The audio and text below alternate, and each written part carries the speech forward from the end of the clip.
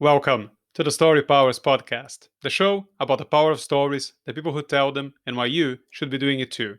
I'm your host, keynote speaker and storytelling coach, Francisco Mahfuz. When I was a kid, I used to think that by the time you had gray hair, you had everything figured out, that life didn't change anymore, that people didn't change, and what you did for a living definitely didn't change. Well, my guest today is David Pullan, and he's the proof I was completely wrong.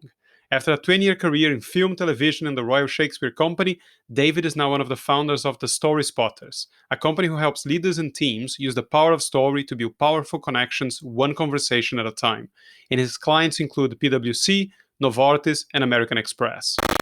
So here to talk about all the other ways in which I'm wrong, ladies and gentlemen, it's David Pullan. David, welcome to the show. Thank you. I have been looking forward to meeting you and talking to you for such a long time. Can I just say, the day that things stop changing, it's not about you should stop living the day that things stop changing. That's what life's about. Life is a story, as you know. Well, listen, I'm proven wrong on a regular basis. It's just one more way that I was proven wrong from the things I used to think about. See, this one is not particularly embarrassing because I used to think that when I was a kid, but this was the same time that I perhaps watching too much Peanuts, but I used to think that grown-ups were these mythical creatures that actually knew what they were doing. I hadn't realized that grown-ups were regular people that just didn't pick their noses in public. That's the thing, is as soon as you start seeing the flaws in the adults, that's when you start learning about stories. Yes. And I believe that both you and I, in our, not necessarily our origin stories, but in our recent origin stories, we have a lot to thank Neil Bearden for. Oh man, I have a lot to thank Neil Bearden for. In fact, you said that things don't change. The major thing that has changed for me during this whole lockdown period was I changed the name of my business to the Story Spotters, which was for years before. I actually work with my wife. I know you're married with a young child, but my wife and I are not only married, but we work together. Her name is Sarah Jane McKechnie. I'm David Pullan. And for years, we were very imaginatively called McKechnie Pullan Limited. And nobody has a clue what one of them does. But when lockdown happened, Neil was working. Well, he's just recently left INSEAD in Singapore, and which is an MBA, right? It's the MBA, exactly, and the executive MBA as well. And he'd gone from being a stats professor essentially to being he's a real rock and roll professor. I mean, anybody who's seen his Bicycle Guy video on YouTube knows about that. Well, yes, that's. Hold on, let me bracket that, because I think we talked about this, but one of my introductions to LinkedIn, though, I had it for business like everybody did and never really paid any attention to it. And one day I was just, I looked at the feed, which is not something I used to do. And there was this bald guy wearing a black V-neck t-shirt telling a story about bicycles. And I watched that and I thought, wow, I had no idea you could do this. So this was around the time that I was deciding to start doing what I'm doing now. So I, for a very long time, had the bald guy as my inspiration. And not that long ago, maybe 3 months ago, I found out about a Snapchat filter that made people bald. So I made a little film of me bald with a black V-neck T-shirt, perhaps the one I'm wearing right now, and I talked about the bald guy that inspired me. And I actually said, I want a bald guy. Can someone find me who this bald guy is?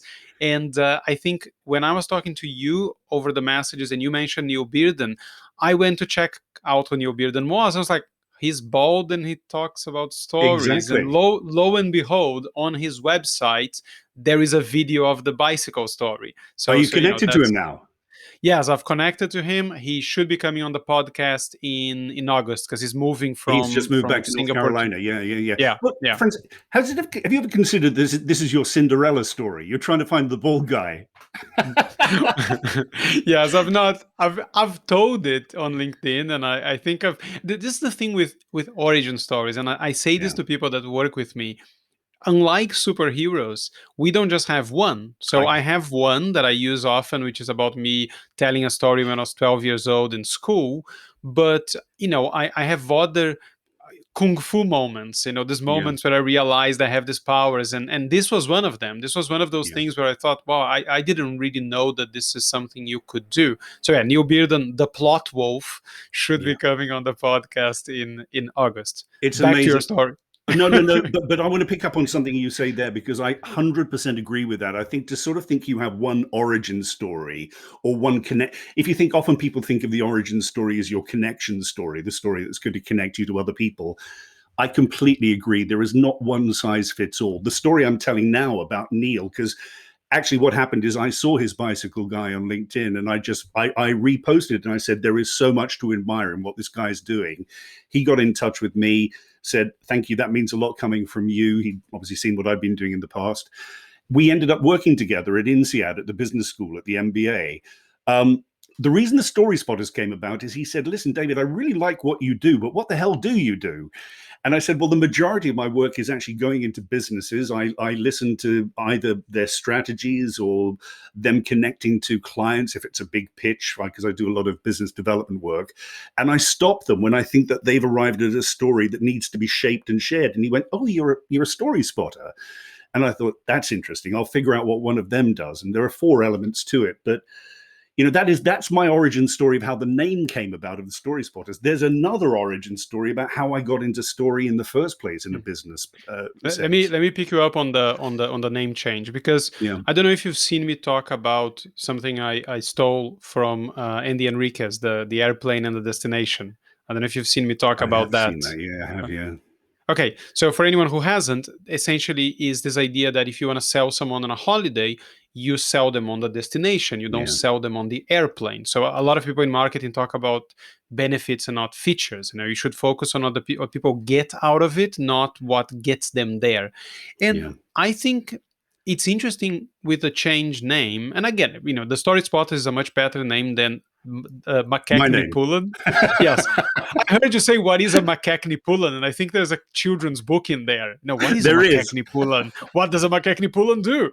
Exactly. It's like your version of the Gruffalo. But what I found interesting is that there's I've gotten a lot of pushback over the last sort of 2 years, a year and a half that I've been doing this, because my focus is very much storytelling. And then, Mhm. the name I use, not as a company, because it's me, I'm really the business, but I use Storypowers as the name of the podcast. I use it as the name of my course. I use it everywhere. And a lot of people talked about how, yes, but stories are not, the story is the airplane. The story is not the destination. The story is a means to an end. You're trying to Yeah. either, maybe it's more employee engagement, maybe it's better leadership, maybe it's sales, it's marketing, or whatever. So I find it interesting that your change went from being a consultancy that used story as one of the Yeah. main things you guys did to achieve results, to making that part of it the main thing you want to be known for.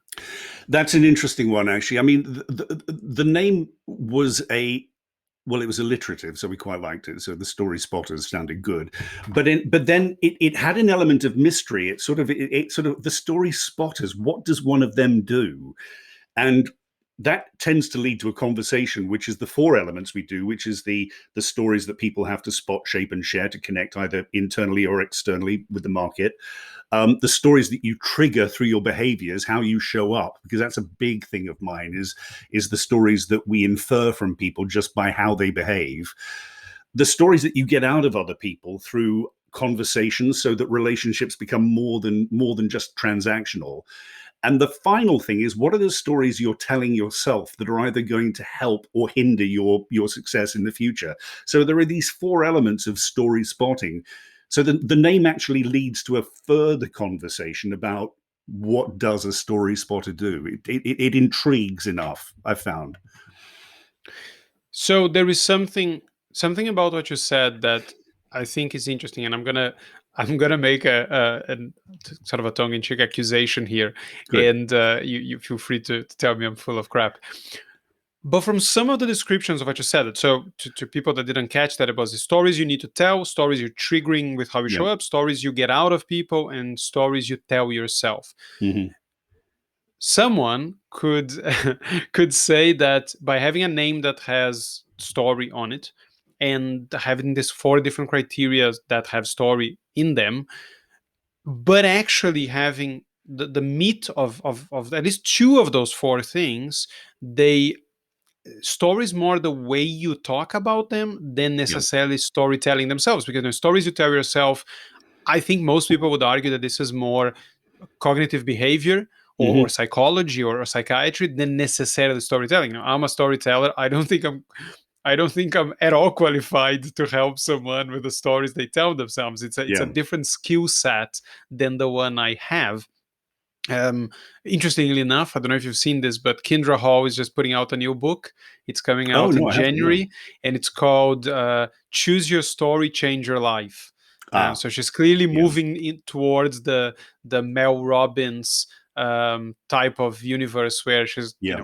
sounds like she's going to focus on the motivational, inspirational, behavioral change side of storytelling, if we can consider that a side of storytelling, Yeah. more than the actual telling of stories.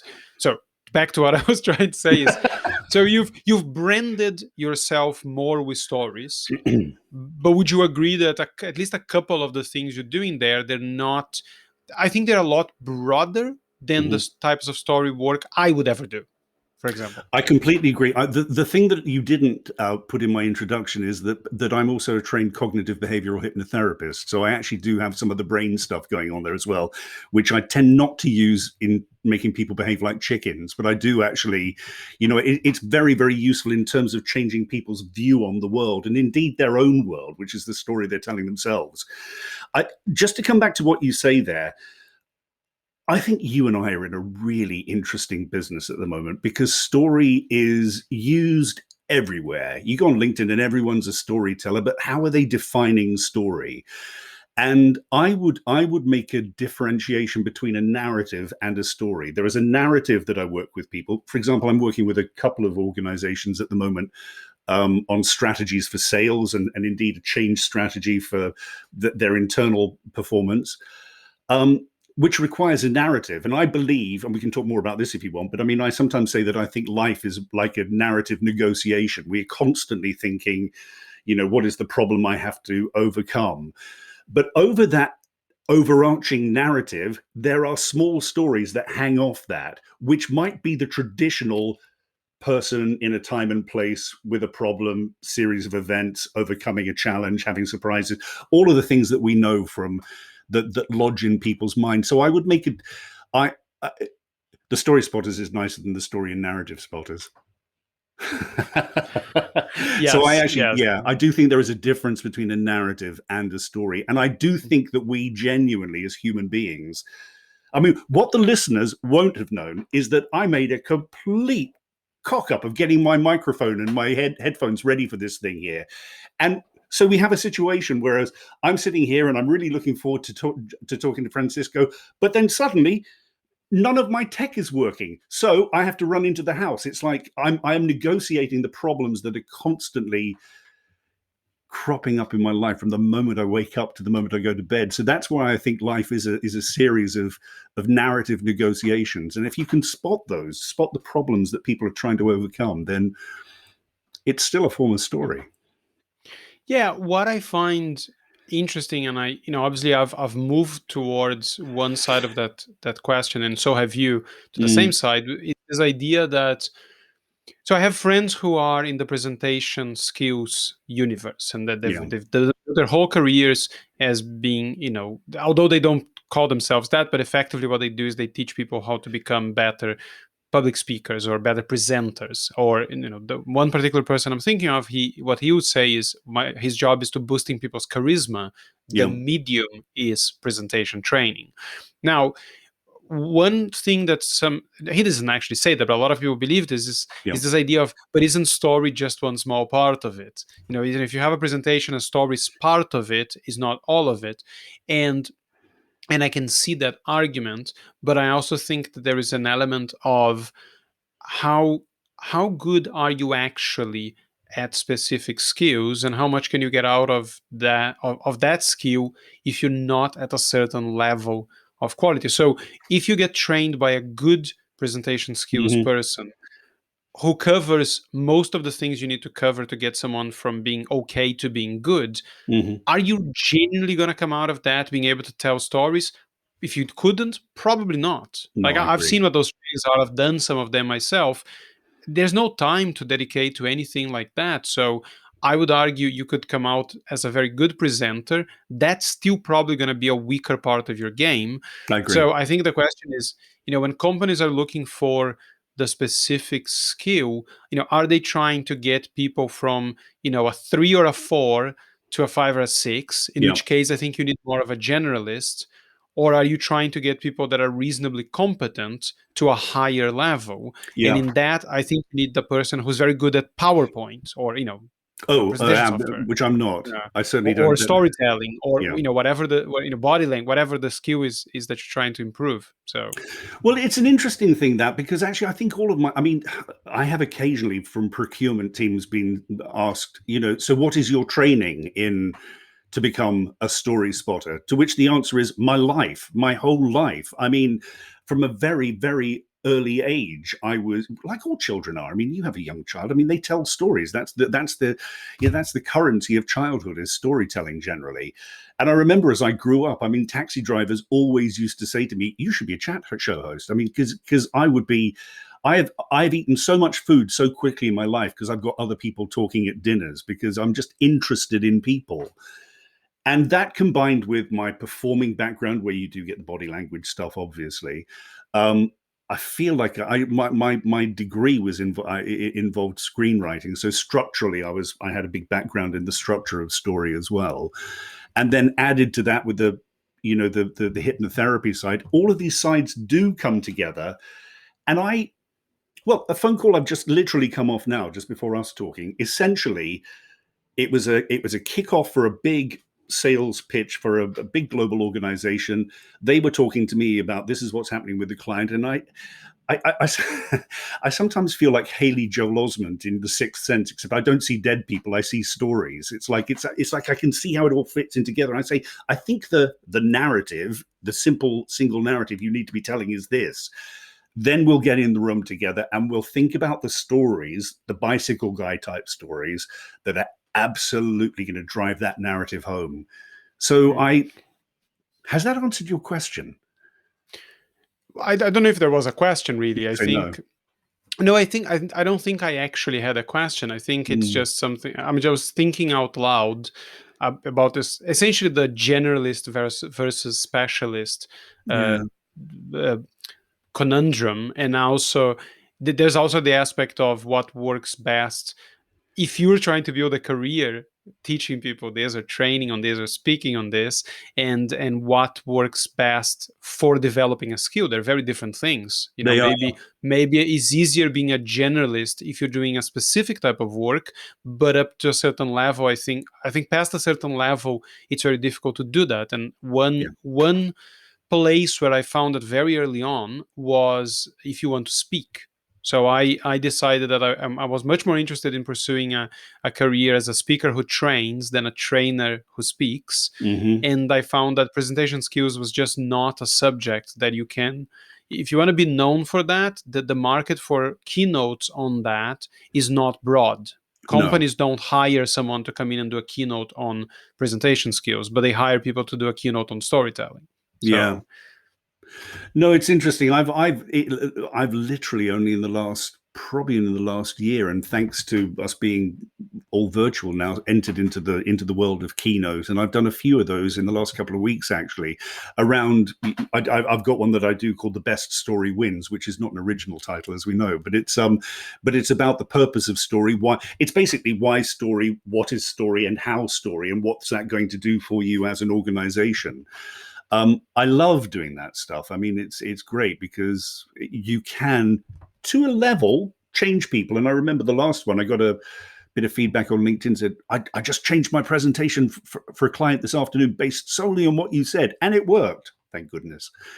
But it was, I love that. I genuinely believe, as I know you do as well, is that story can be, what is the purpose of story?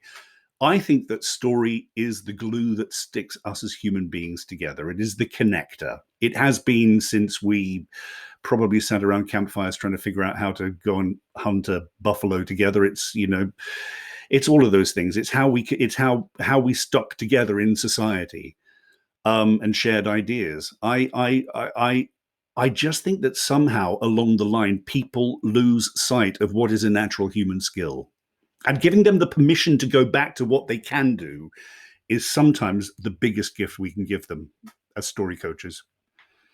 I find that when it comes to keynotes, when it comes to any form of communication, but for keynotes for sure, is the only thing that people are likely to remember from a keynote are, you know, maybe a very strange or different image that you put out, that you put on Yeah. a keynote, maybe a very uh, unexpected statistic, something they just had absolutely no idea about, and go, oh, I didn't know that it was that low or that high, whatever. But almost certainly it's going to be the stories. So Undoubtedly. I've used this in a recent keynote where I was talking to a whole bunch of HR people, and I told them the story of my wife getting shafted leaving her last job. And I said, like, if you're most people, you're probably pissed off, you want to torch the company, all of that. But there's no way I can generate that type of response Yeah. with facts and figures. There's just Not no not at way. all. Not at all. Uh, Not at all. and There's a even if guy. I could, it Mhm. wouldn't be anywhere near as fun for you to listen to that, and you wouldn't remember. So I just find that the idea that you can do any type of communication, particularly slightly longer form Mhm. communication, without packing it full of stories, You just can't. seems to disregard both what feels right, but also what the science says about how they are remembered, how they inspire us to action, and all of that. Well, assuming they haven't fallen asleep in the first 5 minutes anyway, then if they have bothered to stay awake, they will be creating their own story of what you're saying, and it's probably not the story you intend. So, better to tell a story that is actually what you intend, because as you know, this, as you say, the science says that that is what will stick. On the keynote thing, actually, interestingly, probably up 4 or 5 years ago now, I did a big project in India with HSBC. I don't think it matters I say who it was. And there was they had a number of keynote speakers who came along to that. The one I really remember is a guy called Hamish Taylor, who is based in Scotland, and he was at he was the marketing. He was in charge of not of the marketing of British Airways when they put flatbeds in, and he was in charge of Eurostar, I think, and various banks. He's done big transformations, and his whole speech is about stealing from others in order to change your business. The thing I remember about him is his keynote was at 8 o'clock in the evening after dinner. He was there from midday at the back of the room, listening to everything that happened in that room and taking notes so that what he said that evening was 100% relevant to the people in there. And he adjusted it. He made minor adjustments potentially, but I think that's an extraordinary thing to do. It shows huge commitment on a speaker, because without relevance and without context, you're not going to get people interested in the first place. So I take my hat off as a keynote speaker to him.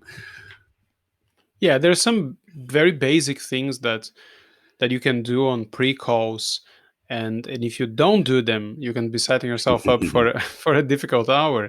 And one of them, and a lot of people talk about this, is just asking them, what does success look like for you when it comes to Exactly this right. keynote? What is me, hitting it out of the park look like, and what would be, not failure necessarily, but what would be a problem or something you wouldn't want to see. And you easily get rid of a lot of contentious things that you could be doing. And sometimes I've seen people fall prey to the silliest mistakes, which are, you are talking about a company. In one of your examples, you're using a company that for one reason or another is not kosher to use. So you might be Exactly. using a sports company when you're presenting to another sports company or apparel company or something along, in Yeah, that industry. And it's just, they don't want the great example of whatever you're talking about to be a competitor. I agree And with you.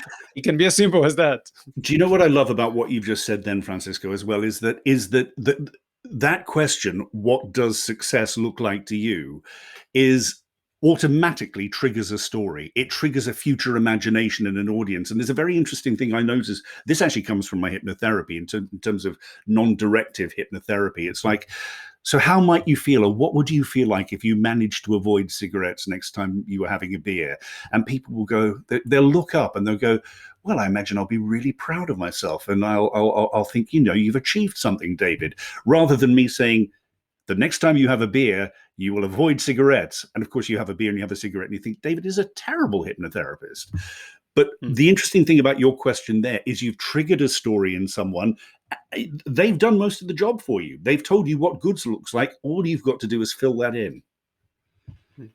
It's a great interview question. Let me ask you some very pragmatic points, because you've been doing this stuff, calling yourself a story spotter or not, but you've been doing this for a long time. So some of the trainings that I know you offer companies include, for example, facilitating story-powered meetings. I probably could go on a tangent about how we need to be perhaps slightly careful about the story-powered thing, because it's a trademark. With a hyphen, it's a trademark. I'm glad my website is registered and has been registered for a while. We love Sean. Yes, but yeah. So I genuinely picked the name of my thing before I even knew they existed. But yeah. Anyway, right. So how would you train people to use stories in meetings? Now, I obviously have my ideas here, but how do you do that? Well, that's a very, very good question. It's how it's almost a view on how meetings are told. How a meeting is structured in the first place. With that particular course, I get people to see a story as a narrative. So as a chair of a meeting, what you can often do is, what is the story that you're telling right at the beginning that sets the context and the relevance? So people are, what meetings are like. People go in there and they're busy thinking about, well, why didn't I have that sandwich at lunch? Or I've got to get that report done by 5 o'clock and I'm stuck in here. So a story that gathers people's minds into the one place is a great way to kick off a meeting anyway. But then there are other elements of it as well. I mean, if you think of a 3-act structure, situation, complication, resolution, how many meetings have you been in where nothing gets resolved because people are coming at it from a different angle? So if you think about what is this, where are we in this meeting? Are we in the situation where we're just trying to understand the situation stage, where we're literally just trying to understand what is the context here? What are we dealing with? Then start arguing, which of course is the bit that people like, the complication. That's the bit that people really enjoy in a meeting. But as the chair, it's your job to say, great, we've understood the context. Now let's move on to debating this. And then that's all that divergent thinking. And then the last stage, the resolution, it's the convergent thinking, where you're starting to come out to find a solution to what it is you're talking about. Of course, meetings might have, the whole purpose of one meeting might just be one of those stages, but you could easily have all 3 stages in the meeting as well. So my acting background means that I do a lot of role play in those things as well, and I enjoy playing the person who tries to derail a meeting and take it into an area that it's not meant to be, and watch people try and get it back on track. So yeah, story-powered meetings, absolutely. What's the structure of it? How do you use story to get your point over? And indeed, what stories do you need to get out of people as well? All right. So that story being used as a structure, right? As a structure, totally. And would you normally try to get people, so the structure is the overarching thing. Would you always try to do people to make whatever points they're trying to make with stories, or not necessarily? Doubt. No, without doubt, because I genuinely believe that it is the best. Well, we've said this already today, but it is the single. My image for, and this is going to be terrible for podcasts, but if anyone's watching this on YouTube, it's going to work for you. I often think that our lives are filled with points that we're trying to make. And if you try to, and that's like a nail. But David is holding a pen up for anyone who's not. For the audience, watching. I'm holding a pen up, and and David is now about to bash that pen onto his hand and drive it home like a nail, because I think a story is the hammer that drives the point of a nail home for people. It's the best one. You can try and do it with facts, but it ain't going to stay stuck for long. Yeah, And I the think, problem with that analogy is that you've now opened yourself and us to the whole when you have a hammer criticism. well, actually, do you know what? I think that analogy goes even better, because one of the things I do say to people with that is you've got to really watch the audience as well, because I've heard some people who go on and on and on in a story as well. I mean, if you're driving the nail home, you've got to spot the point when that nail has been driven home. Don't keep hammering, otherwise you're just damaging the table.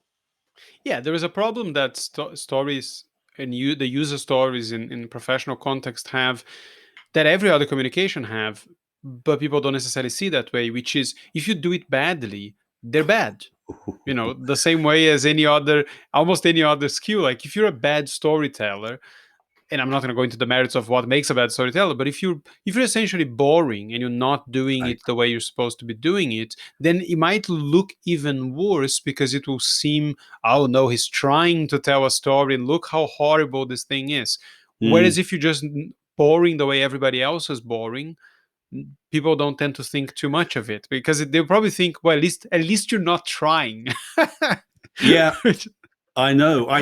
Do you know what, Francisco? I think that that the connection between the story and the storyteller is incredibly important. And there are some people I know, and I think some people that you know as well, who get a bit worried about what they would call the Hollywoodization of storytelling in business, and they think, oh well, if you're acting too much, then you shouldn't be doing that in business. And I 100% agree with that. But I think that there is a way of telling stories which show your connection, your feeling about the story, because as we know, a good story shows what's happened. A great story makes you feel what's happened. And it doesn't have to be Hollywoodized, but it has to be connected. And I think that there are too many people I've seen in business who have a great story, and it might be a couple of minutes long, but it feels like half an hour because they're just not getting behind it. They're just not giving the passion that they need to it. And So this is sorry. something you said, a line that I think is very interesting, and I've been banging on about this for ages, but I hadn't seen expressed this way. You're going against the idea of writing down stories, and I think what you said was the moment you put it down in writing, it just changes the language because we don't talk the exact way. Most people don't write the way they talk, Yeah. and I think you said, and now. But one, you're not a talented dialogue writer. So if you're trying to write it, there's a good chance you're gonna write it in a more artificial way than what was actually said. Yeah. And then if you're trying to read those lines naturally, which is something that actors can do, and can do it by heart, hence, Shakespeare and every other play that you and other people have done. But you're not that trained actor. So Exactly right. although I know plenty of people, myself included, who were able to do speeches word for word Yeah. and not make them seem scripted, but I also know how many hours it took me every Oh, time I had a speech to get to that point. Oh, massively. I mean, when I was at the Royal Shakespeare Company, we rehearsed for we rehearsed for 12 weeks, not so that it goes well, but so it can never go wrong. It's like it's like you walk on that stage as Hamlet or as whoever, Henry V at the beginning, and somebody could poke you in the middle of the night and say that line from Act 5, Scene 2. You'd know it. I mean, but who's got time for that? Who's got time for that in business? It's interesting, Yeah. actually. It's why I think I tell you what, the person. There's a guy called Marshall Gantz. Do you know that name? Do you know Marshall Gantz? I heard the name, but I'm not sure what exactly he's done. Okay, so Marshall Gantz teaches or taught, probably still teaches at Harvard Kennedy in the States. And he came up with this idea of what he called the public narrative. And the public narrative is basically, it's a leadership model of, this is my story, this is how it is relevant to the collective, and this is how it's relevant now. And he worked famously with Obama on his first election. So it was Obama's story, how that related to the story of the United States, and why that story was relevant now. Now, undoubtedly, Obama will have had a number of script writers, speech writers working with him, but he doesn't need a speechwriter to tell his story of him growing up and the things that have gone, because they're lodged there. They're the things that are in there. So as you said, one of the many reasons why I'm not a big fan of scripting, because you end up talking to the script, to the speech, rather than to the person. And it's why I love your tag of Netflix of the mind. I mean, that's the basic premise of That is storytelling. actually your line. Or Neil's line. It's been Mine is become more interesting than Netflix. Yes. oh, has it? But yeah, that my headline is become more interesting than Netflix. That's my headline Oh, on LinkedIn. The Netflix of the mind, I think, is something Neil Bearden says, and I've seen you say, which I yeah. actually find it a bit. I must admit, I find that a bit odd because how Don't say that to Netflix him; has it'll kill become. you. No, it just has become a replacement for the movies, right? Because a But lot of isn't people it say though? that a story should be it should be a movie inside the listener's mind or inside the audience's mind. Yeah. And I find it interesting how we are now using Netflix like Yes, yes, yes, Netflix yeah. has replaced Hollywood, It right? has They don't replaced say a Hollywood. movie, they say Netflix, right? Which But I would think, you well, agree that the our basic aim as storytellers is to transfer the images in our heads into the audience's head, into the listener's head? What I'm seeing, I yes. want you to have, yeah, Yes, which which is my lead for you to talk yeah, about the rickety bridge. the Can rickety you remember the bridge. rickety I bridge? can remember the rickety bridge.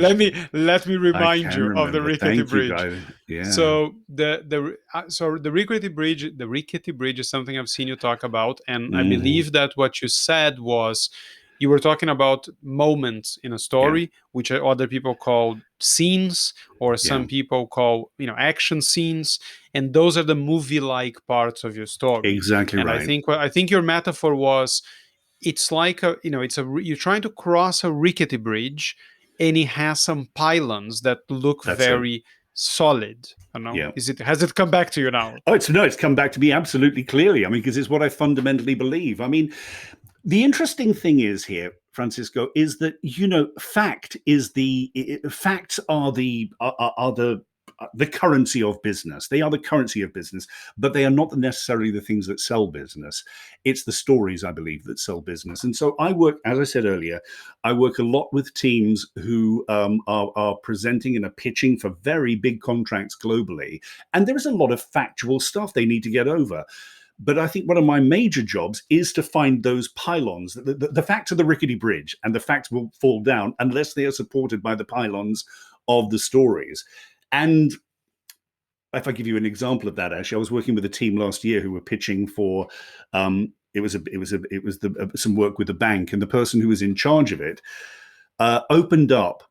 And his opening was, he said, listen, I was in Jermyn Street in June of last year, and I'd bought a very expensive suit, and I gave my credit card from your bank to the person I was buying the suit from, and it was maxed out because my wife and I had been doing a lot of renovations back home.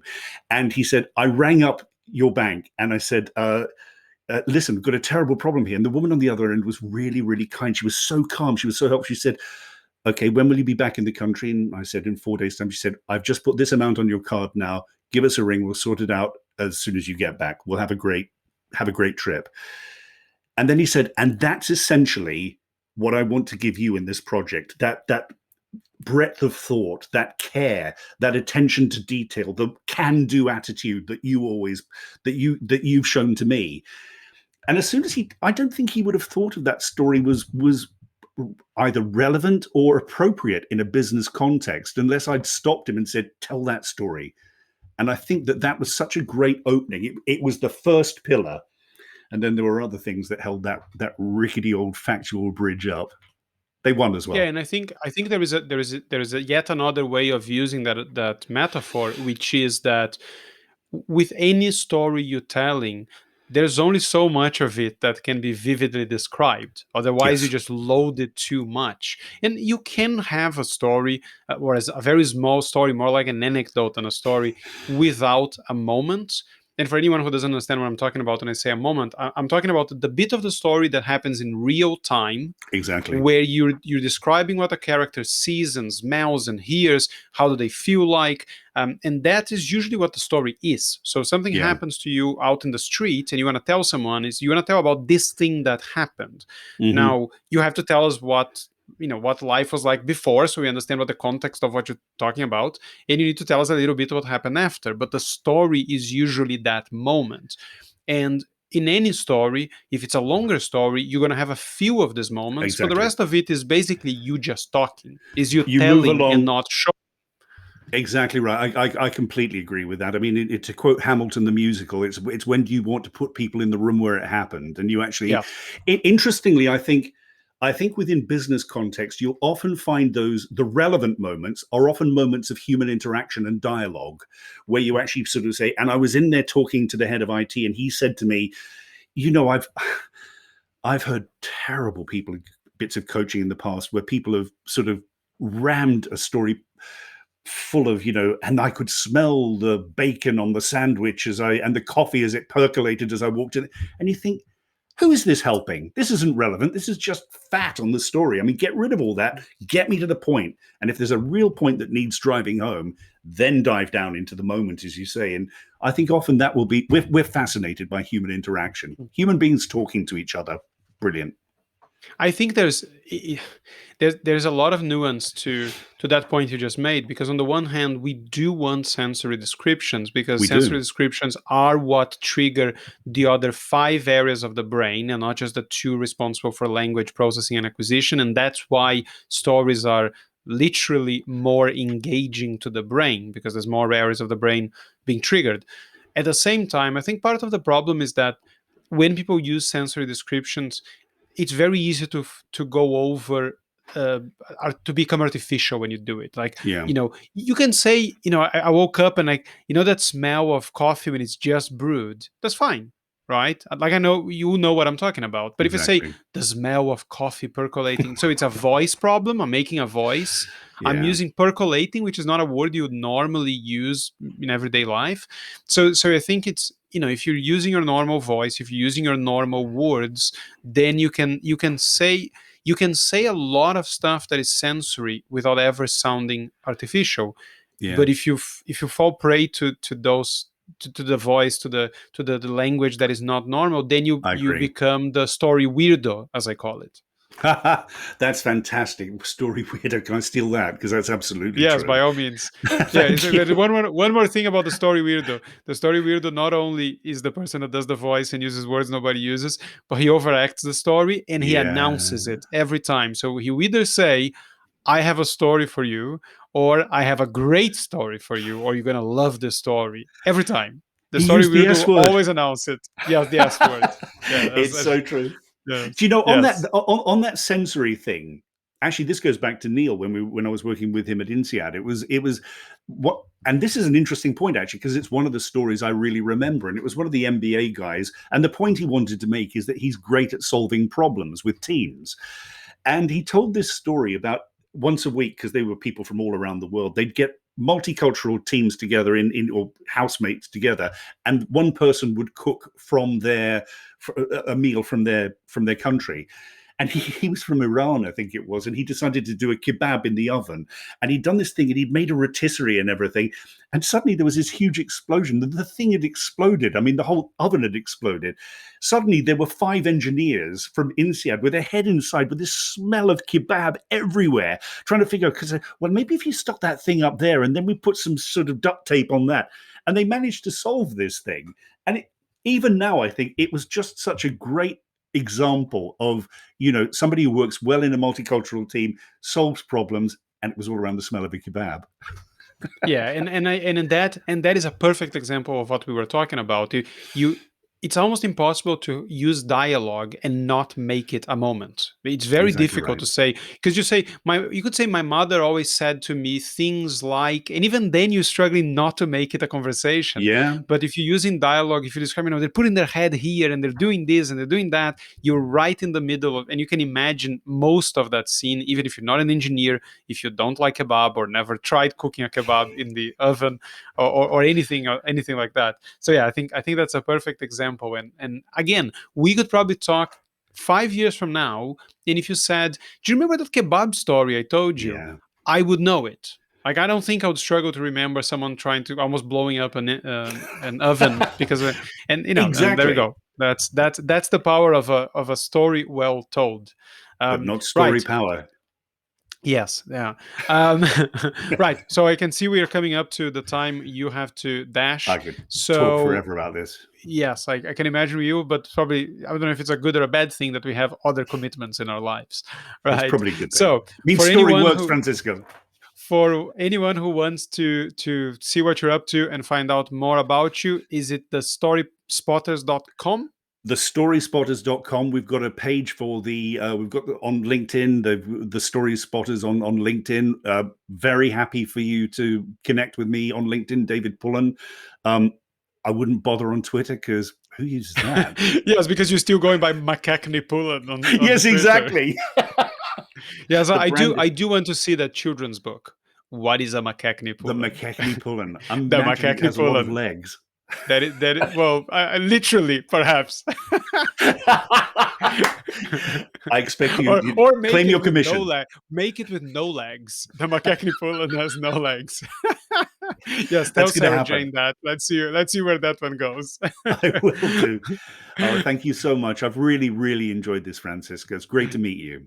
It's been a pleasure, my friend. All right, everyone. Thanks for tuning in. Take care of yourselves, and until next time.